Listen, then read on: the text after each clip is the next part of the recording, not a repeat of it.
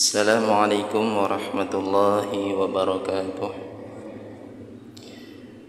Nahmaduhu wa nusalli wa nusallim ala rasulihil karim, amma ba'd. Qala ta'ala fi kitabihil karim, a'udzu billahi minasy syaithanir rajim. Yarfa'illahu alladhina amanu minkum walladhina utul ilma darajat. Allah pasti akan mengangkat derajat seorang hamba yang beriman. Kemudian yang kedua, yakni yang berilmu atau yang senantiasa mencari ilmu. Man salaka tariqan yaltamisu fihi ilman sahhalallahu lahu bihi tariqan ilal jannah.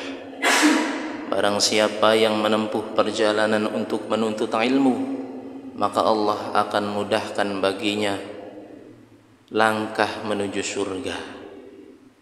Bahkan dalam mafhum hadis, barang siapa yang berjalan untuk menuju majlis ilmu, sedangkan di perjalanan ia meninggal dunia, tidaklah ia kecuali dalam keadaan mati syahid. Allah. Mati syahid adalah mati dambaan setiap muslim. Karena dengan mati syahid, seorang muslim maupun mukmin tidak akan dihisab, dosanya tidak akan dihitung, cash langsung masuk surga seperti kilatan menyambar melewati jembatan Shiratal Mustaqim. Pengen beli mangkonon? Sapa sing beri kelem? Syaratnya kudu mati syahid.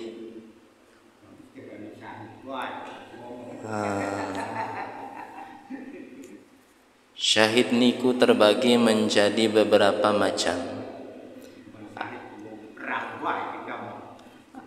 Ada yang mati syahid dunia akhirat.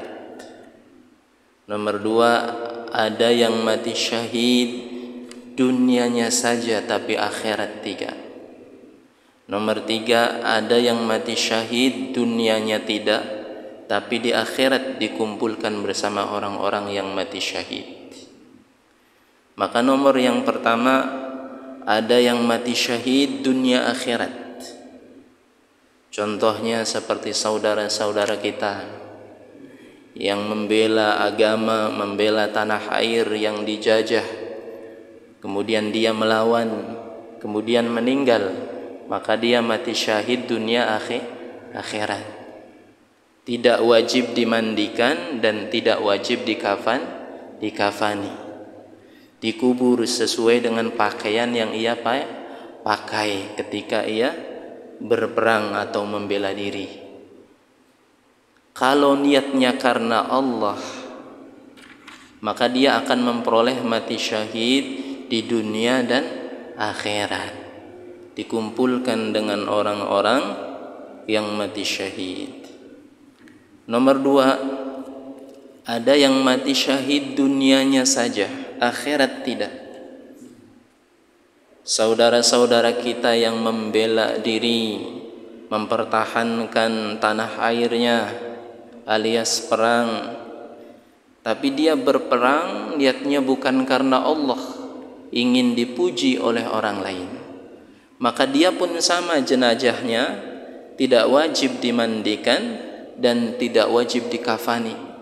Tapi di akhirat ketika datang di hadapan Allah, wahai orang-orang yang mati syahid, datang, maka dia berhadapan dengan Allah, kadzabtah, engkau telah berbohong, sungguhnya engkau ikut berperang membela agama Allah bukan karena Allah, tapi ingin dipuji oleh orang lain.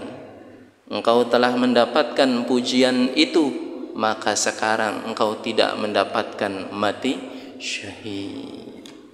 Maka luruskan niat, bukan dalam perkara mati syahid saja, tapi dalam perkara amal ibadah pun mesti kita meluruskan niat. Karena Rasulullah sallallahu alaihi wasallam bersabda, "Innallaha la yaqbalu minal amal illa ma kana lahu bihi khalisan wabtughiya bihi wajhu. Allah tidak menerima suatu amal seorang hamba sehingga amal tersebut semata-mata ditujukan untuk Allah semata. Salat kita untuk mencari ridha Allah. Qiraah Quran kita untuk mencari ridha Allah. Sedekah kita untuk Allah. Zikir kita untuk Allah. Maka kata para alim ulama, ketika beramal setidaknya kita memeriksa niat itu 3 kali. Pertama, sebelum beramal, hendak sholat maka luruskan niat kita, sholat kita untuk siapa. Kalau ada di dalam hati kita sholat kita ingin dipuji oleh orang lain, istighfar, luruskan lagi. Pertama, ketika akan beramal, amal apa saja itu, akan sedekah, akan zikir, akan qiraah Al-Quran, saya ibadah nih karena Allah atau tidak, luruskan. Kalau ada riya dalam hati, ada keinginan lain selain Allah, maka luruskan, istighfar, astagfirullah. Kemudian yang kedua, memeriksa niat itu ketika beramal. Kita sedang melaksanakan sholat, tiba-tiba terbersit di dalam hati kita keinginan-keinginan yang bukan tujuannya dimaksudkan untuk wajhullah, untuk keridhaan Allah, maka diluruskan lagi niat itu. Yang terakhir, memeriksa niat setelah beramal. Setelah salam selesai, kita periksa lagi, mungkin ada yang melenceng. Maka perkara ikhlas itu adalah perkara penting setelah kita istiqomah beramal. Yang belum beramal, PR-nya dia mesti beramal. Yang belum sholat, PR bagi dia mesti sholat. Yang sudah sholat, PR bagi dia istiqomah. Yang sudah jamaah, PR bagi dia istiqomah jamaah. Yang sudah istiqomah jamaah, apa PR selanjutnya? Tashihun niyat, meluruskan niat. Maka tidak ada batasannya kita dalam beribadah kalau kita benar-benar mengoreksi dan mengintrospeksi diri kita. Ternyata ada yang kurang dari dalam hati kita. Maka sebelum kita belajar, penting bagi kita untuk mengoreksi niat. Insyaallah hari ini kita akan melanjutkan pemahaman hadis yang kemarin. Sebenarnya hari ini adalah pembahasan tentang fadilah zikir. Hanya saja Ang Didi nggak mau asal comot ya. Sebenarnya banyak hadis di kepalanya Ang Didi tentang fadilah zikir, tapi Ang Didi nggak mau asal comot ya, karena fadilah zikir kalau dalam kitab Ibanatul Ahkam adanya di bab makarimul akhlak, targhib an makarimul akhlak, dan kebetulan kitab yang standby di sini kitab Ibanatul Ahkam, ini juz kedua ya, tentang ibadah. Kalau tentang zikir ada di juz keempat ya. Jadi kita lanjutkan perkara hadis tentang sholat jamaah yang kemarin, biar clear, biar jelas ya. Kemarin kita bahas hadis ini diriwayatkan oleh Abu Hurairah, hadis yang ke-8 juz kedua tentang ibadah dari kitab Ibanatul Ahkam Syarah Bulughul Maram. Di sini dijelaskan lengkap tentang ikhtilaf ya di kalangan madzhabul arba', dan kita mengamalkan madhabul Imam Syafi'i, tapi supaya wawasan kita luas, kita pun mesti tahu tentang ikhtilaf atau perbedaan yang ada di kalangan para alim ulama, supaya kita tidak mudah menjudge atau menghakimi seseorang salah. Ini salah, yang benar begini, jangan. Perkara menghakimi salah tidak salah, biar perkara para alim ulama, dan perkara yang hakikat salah atau salah adalah milik Allah. Ya. An Abi Hurairah radhiyallahu anhu qala Rasulullah sallallahu alaihi wasallam, innama ju'ila al-imam liyutamma bihi. Sungguhnya imam itu dijadikan agar untuk diikuti. Imam, seseorang dijadikan imam supaya diikuti. Maksudnya imam apa di sini? Imam salat.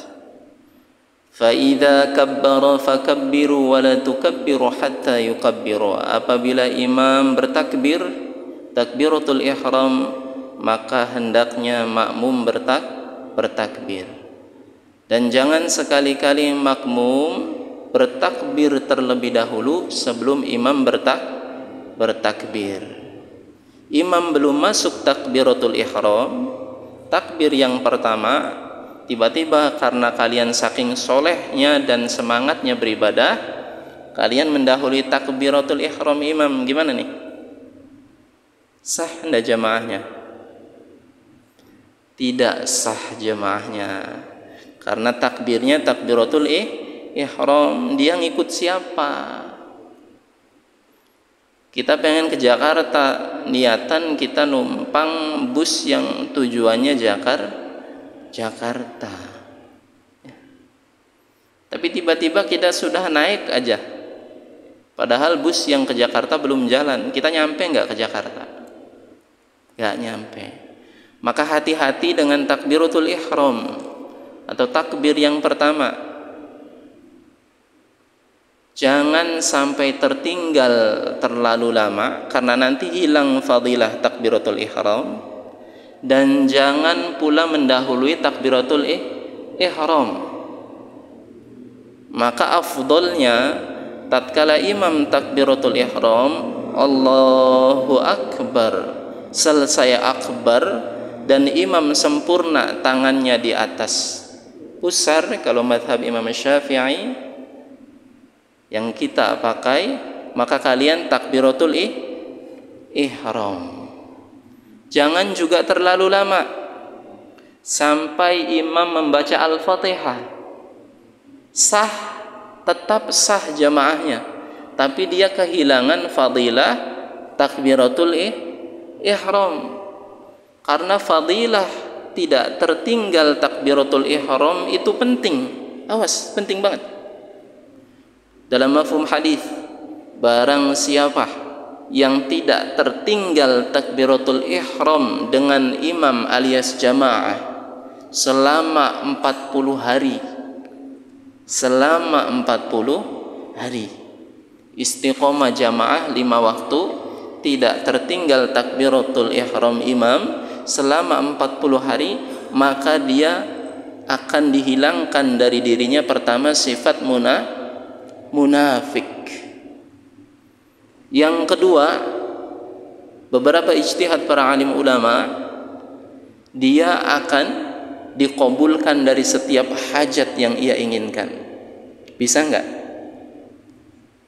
40 hari angel.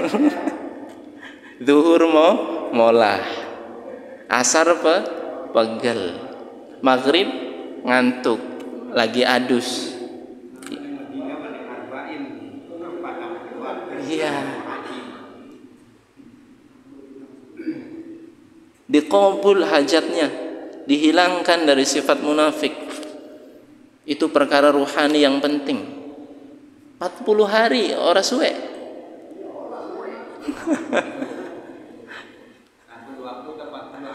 40 hari. 40 hari. Zuhur tidak tinggal takbiratul ihram imam rawatib. Imam rawatib itu imam yang sholat di depan, bukan imam-imam selanjutnya, ya. Imam rawatib, imam yang pertama, imam persatuan dalam setiap masjid, imam rawatib.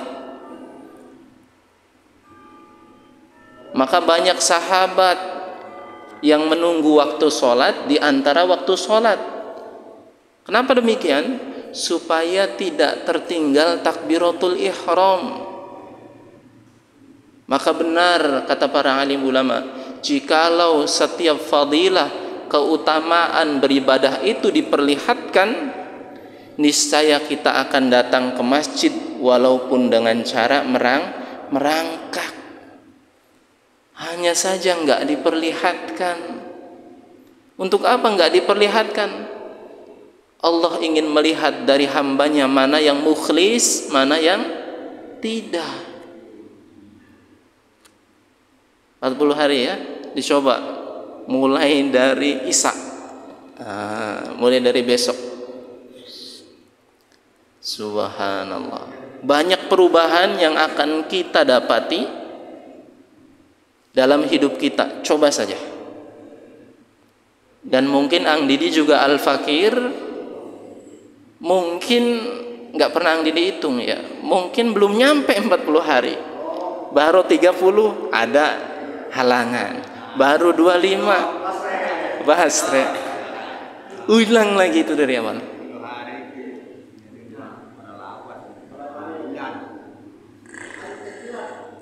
Maka insya Allah itu akan merubah kehidupan kita. Pegang kata ini benar-benar. Silakan jamaah di masjid, jangan tinggal takbiratul ihram. Kalian lagi punya hajat apa, kalian lagi punya masalah apa, jangan tinggal takbiratul ihram 40 hari. Maka Allah akan merubah kehidupan kita. Itu mafhum hadis, bukan Ang Didi yang ngomong. Ya. Kita mah ini baru taubat seminggu udah tersesat lagi, gimana ini? Ya. Maka perkara takbiratul ihram adalah perkara penting. Pertama, jangan sampai tinggal sehingga imam membaca surat Al-Fatihah. Kalau imam telah membaca surat Al-Fatihah, itu berarti dia tidak memperoleh takbiratul ihram. Tapi ketika imam belum membaca surat Al-Fatihah, masih doa iftitah, Allah Akbar kabiro dan seterusnya, kita takbiratul ihram, maka kita masih mendapatkan fadilah keutamaan takbiratul ihram. Allah. Dan jangan mendahului takbiratul ihram, ya, nanti bisa nggak sah sholat jamaahnya. Ngomong Allahu Akbar. Makanya perhatikan antara sholat sir dan sholat jahar, ya. Kalau sholat sir, sholat yang lirih suaranya, yakni sholat zuhur dan sholat asar, maka kita kira-kirakan, kalau sekiranya menurut kita imam telah membaca Al-Fatihah, kemudian kita ikut takbiratul ihram, berarti kita enggak ke bawah fadilah takbiratul ihram. Maka bagusnya standby kayak Mang Yaskur. Subhanallah.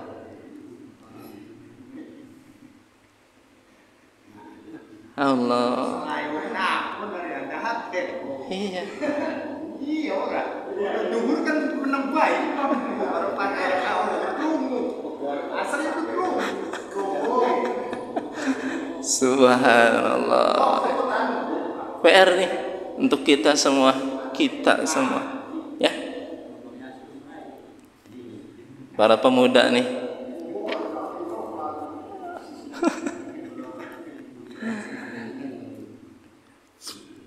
Wa idza raka'a farka' wa la tarka'u hatta yarka'. Apabila imam ruku, maka hendaknya kalian ruku. Dan janganlah kalian ruku sebelum imam telah sempurna rukunya. Awas. Jangan terlalu lamban sehingga imam telah bangkit daripada ruku. Allahu Akbar ruku imam, Telah sempurna rukunya, kalian masuk. Allahu Akbar. Jangan juga terlalu lamban sehingga imam telah bangkit dari ruku, kemudian kita baru ruku. Maka berarti kita telah tertinggal satu rukun. Jamaah masih sah kalau tertinggal satu rukun intiqal. Tetapi kalau sudah tertinggal dua, misal imam ruku, kita belum ruku, imam sudah bangun, kita baru ruku, imam sudah sujud, itu sudah tertinggal dua rukun intiqal. Maka jamaah kita tidak sah. Menurut madhab Imam Asy-Syafi'i dalam kitab-kitab fikih Imam Asy-Syafi'i, baik itu Fathul Qari, baik itu Safinatun Najah, baik itu Fathul Mu'in, jangan terlalu lamban sampai tertinggal dua rukun. Ya. Jangan juga terlalu cepat. Awas. Imam durung ruku, tiba-tiba karena kalian punya hajat pengen jagian pragat derep.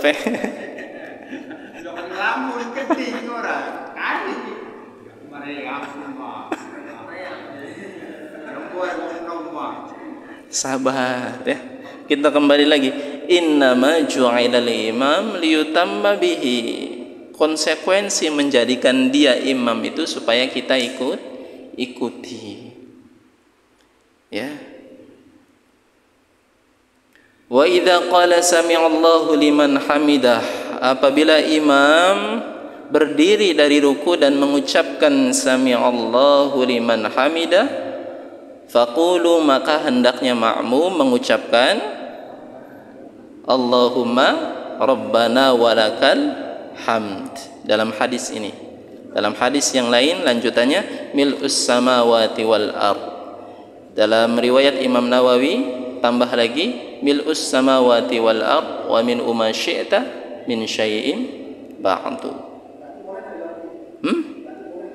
Enggak apa-apa.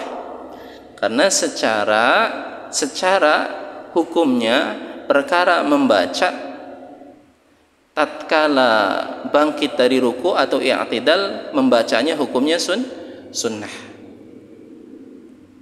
Tapi bukan berarti karena perkara sunnah kita tinggalkan.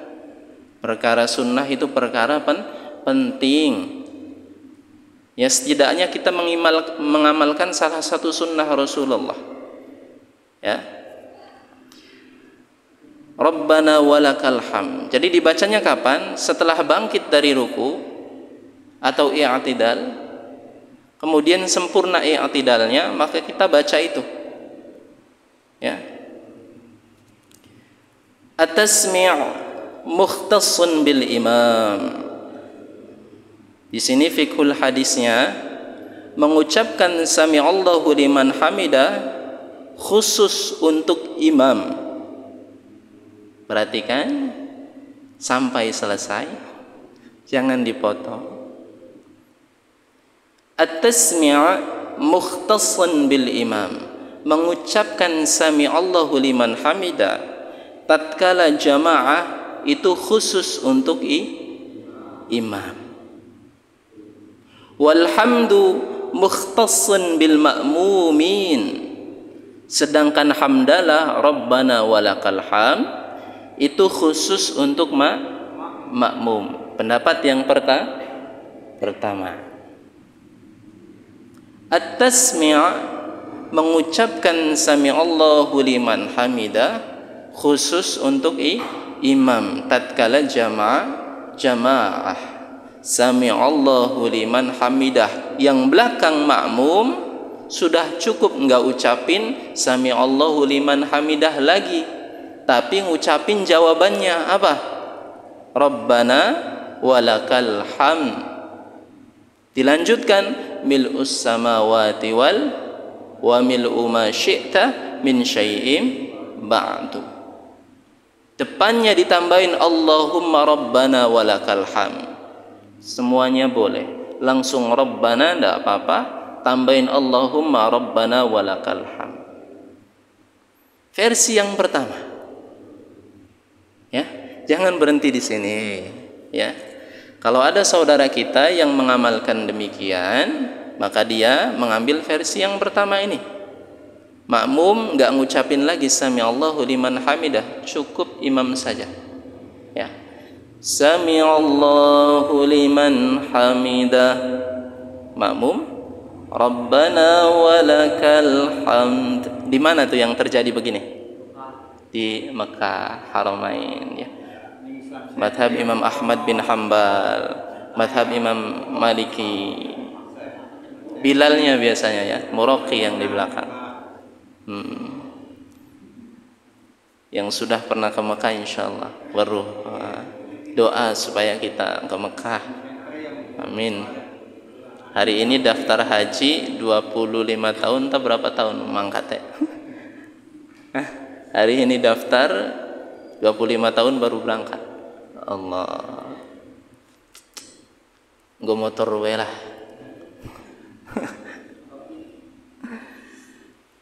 Versi yang pertama begitu, seperti saudara kita yang di Haramain ya. Sebagian di Madinah juga ya.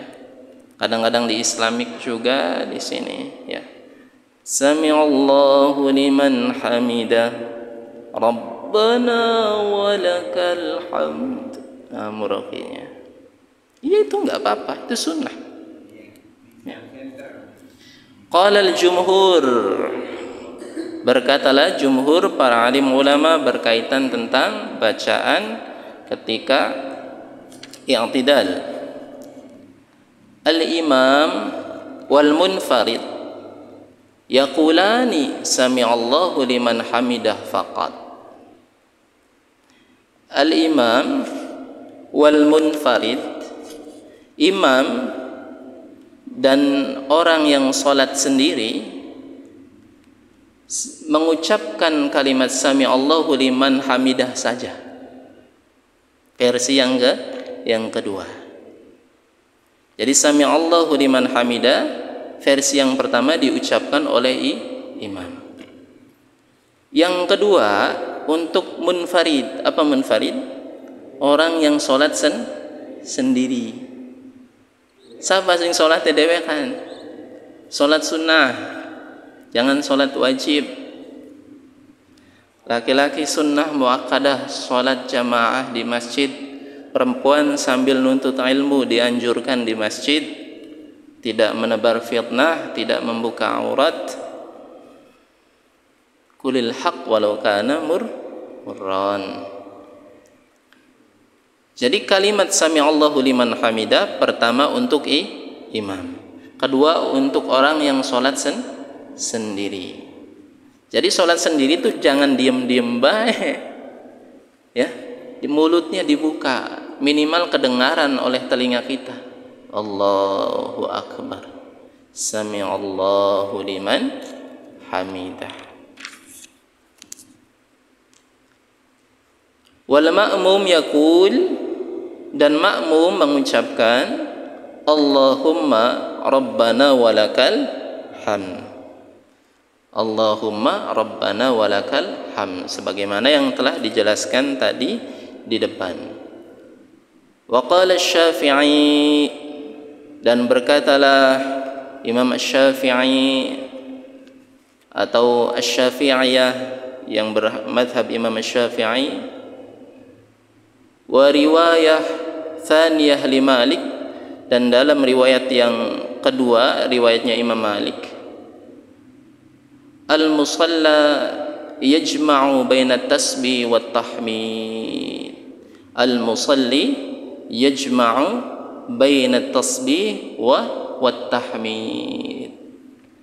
Imam Asy-Syafi'i berkata, seseorang yang salat, baik dia menjadi imam atau menjadi makmum, atau dia salat sendirian atau sholat berjamaah, tetap mengucapkan tasbih dan tahmid, tetap mengucapkan sami Allahu liman hamidah, kemudian disambung dengan ucapan Rabbana walakal hamd. La farqa bainal imam wal ma'mum wal munfarid, tidak ada bedanya kata Imam Syafi'i, baik dari kalangan ulama Syafi'iyah, antara imam, makmum dan yang orang salat sendiri. Fa idza rafa'a ra'sahu minar ruku' yaqul, maka tatkala dia mengangkat kepalanya dari ruku, hendaknya dia mengucapkan sami'allahu liman. Jadi ucapan sami'allahu liman hamidah tatkala kepala kita akan diangkat dari ruku, sami'allahu liman hamidah, ya. Kemudian wa idza stawa qa'iman, apabila i'tidalnya telah sempurna, yaqul, maka mengucapkan Allahumma rabbana walakal hamd. Itu diantara ikhtilaf tentang perkara ruku' dan bacaan ketika ruku' maupun i'tidal. Jadi kita gimana? Gimana kita nih? Kita makmum ngikuti Imam Bailah. Begitu ya, emang begitu ya. Jadi perkara yang kita bahas ini perkara hukumnya secara fikih adalah sunnah. Maka di dalam perkara sunnah itu kemungkinan besar, sebagian besar ada ikhtilaf di kalangan para alim ulama. Pada dasarnya perkara sunnah ini ditinggalkan, sholatnya tetap sah. Tetapi kalau ditinggalkan, kita mau ngikut siapa? Kalau kita meninggalkan sunnah, itu artinya kita meninggalkan ajaran Rasulullah. Man ahya sunnati faqad ahabbani, wa man ahabbani kana ma'i fil jannah. Barang siapa yang menghidupkan sunnahku, sungguh ia cinta kepadaku, dan barang siapa yang cinta kepadaku nanti di surga bersamaku. Man tamassaka bi sunnati 'inda fasadi ummati falahu ajru mi'ah syahid. Barang siapa yang berpegang teguh dengan sunnahku dikala hancurnya umatku, dikala hari ini laki-laki dalam kitab Tanqihul Qaul Rasulullah menyebutkan berjenggot itu sunnah, tapi malu menghidupkan jenggot karena dibuli. Allah, ya, jangan malu. Itu sudah masyhur, nggak ada ikhtilaf. Perkara jenggot, perkara sunnah. Kembali lagi ke kitabnya para alim ulama, bukan kitabnya otak kita. Maka saudara kita yang berjenggot, bahagialah dengan sunnahnya, karena di setiap duduknya dia mendapatkan pahala sunnah. Sedangkan saudara kita yang nggak berjenggot, jangan dipaksain, ditarik-tarik janggutnya. Nggak begitu pula ya. Semuanya ya mendapatkan pahala sunnah pada porsinya masing-masing. Gak apa-apa. Man tamassaka bi sunnati, siapa yang berpegang teguh dengan sunnahku dikala hancurnya umatku. Dikala umatku, kalau kita terjemahkan hari ini lebih dominan cara hidupnya ke barat-baratan, ke TikTok-TikTokan, ke FB-FB-an, ke YouTube-YouTuban, tapi dia tetap berpegang teguh dengan petunjuk para alim ulama, maka dia akan mendapatkan pahala 100 mati syahid. Coba gimana caranya? 1 mati syahid saja luar biasa, apalagi 100 mati. Ya karena memang susah ngidupinnya, pahalanya gede, bukan kipas angin, bukan TV. Pahalanya 100 mati syahid. Maka bersabar dengan sunnah. Allah, hari ini yang kukunya panjang-panjang, ganti stylenya style sunnah, dipotong, karena setan itu masuk ke dalam kuku yang panjang. hari ini yang punya kumis indah aduh, qulil haq walau kana murran, hampir saja. Allahu akbar. Allahu Rabbnya. Astagfirullahaladzim. La maksudnya, tidak ada maksudnya. Semua kita sampaikan berdasarkan apa yang Allah ilhamkan ke pikiran yang di dini Allah. Jadi hidupkan sunnah. Jangan takut. Ya, takut kenapa? Takut supaya kita nggak disegani lagi. Emang hidup kita biar disegani orang? Hidup kita tuh biar diridhoi Allah. Kita disegani orang itu karena Allah masih menutup aib kita. Kalau Allah membuka aib kita, adakah orang menyegani kita? Adakah orang menghormati kita?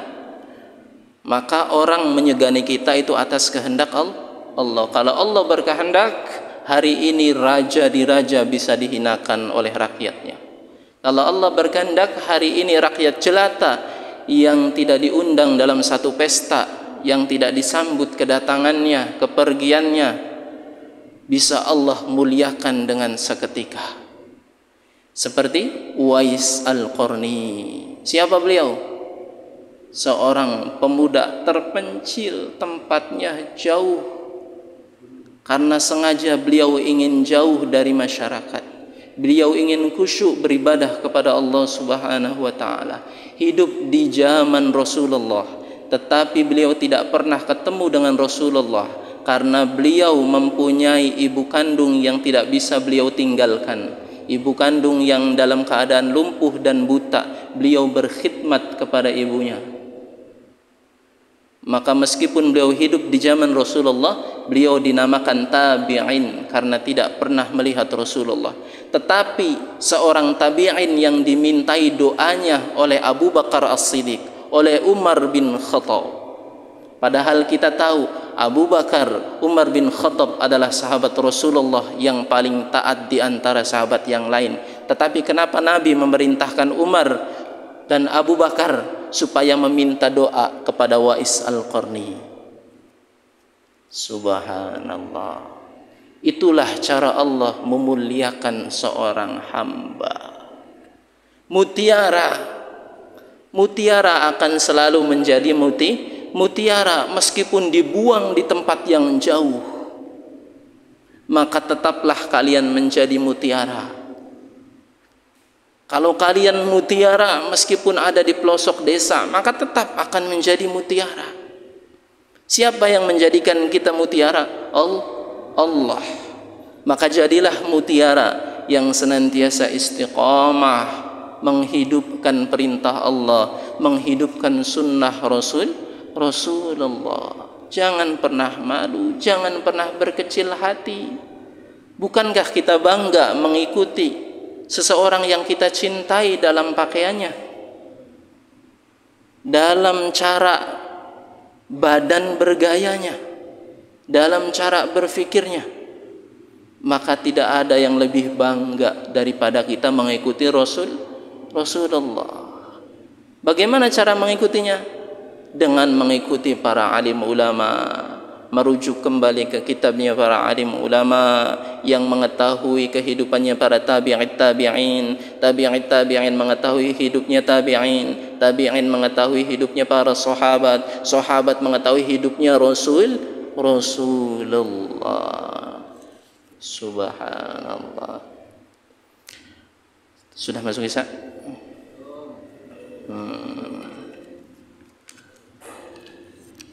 Karena sudah masuk Isya, ya, hari ini tadi kita membahas tentang satu hadis kaitan tentang fadilah atau masail daripada salat jamaah. Al-imam ju'ila liyutamma bihi. Imam dijadikan supaya kita mengikuti imam. Selagi imam gerakannya masih gerakan yang koridor tumakninah, berhenti sejenak dalam kadar bacaan subhanallah, ya, yang afdal, yang jelas, maka kita mesti mengikuti imam, kecuali imamnya imam motor balap, ya maka silakan. Dalam kitab Fathul Mu'in boleh kalian namanya mufaraqah, tidak berjamaah, ya. Tapi tadi patokannya imamnya cepat banget, tumakninahnya enggak kena, seperti saudara-saudara kita dalam media sosial tuh ya, yang 7 menit sholat taraweh 20 rakaat. Gimana caranya coba? Allahu a'lam bishawab. Kalau ditanyakan sholatnya dengan apa? Allahu a'lam bishawab, ya. Maka menurut kadar ilmu fikih, kalau sudah tidak memenuhi gerakannya, tidak ada tumakninahnya, seperti yang ngetren ya, setiap kali datang sholat taraweh 7 menit. Ada lagi yang ngencengin taraweh 5 menit, 20 rakaat 5 menit. Subhanallah. Gimana caranya? Allahu Akbar, Allahu Akbar, Allahu Akbar, Allahu Akbar, Allahu Akbar, ya. Maka beribadahlah untuk mencari ridha Allah. Ang Didi diberi wejangan oleh Kiai Ang Didi, ketika kalian masuk sholat, maka jangan pernah berpikir untuk menyelesaikan sholat. Ketika kita masuk sholat, jangan pernah berpikir untuk menyelesaikan sholat. Tapi berpikirlah ini adalah sholat terakhir bagi kita. Nikmati sholat itu. Ya, bisa enggak? Insya Allah bisa, enggak ada yang mustahil, ya, meskipun kita kadarnya kadar hamba biasa saja. Allah a'lam bishawab. Subhanallah bihamdihi, subhanallah bihamdika, asyhadu an la ilaha illa anta, astaghfiruka wa atubu ilaik. Akhirul kalam, wassalamualaikum warahmatullahi wabarakatuh.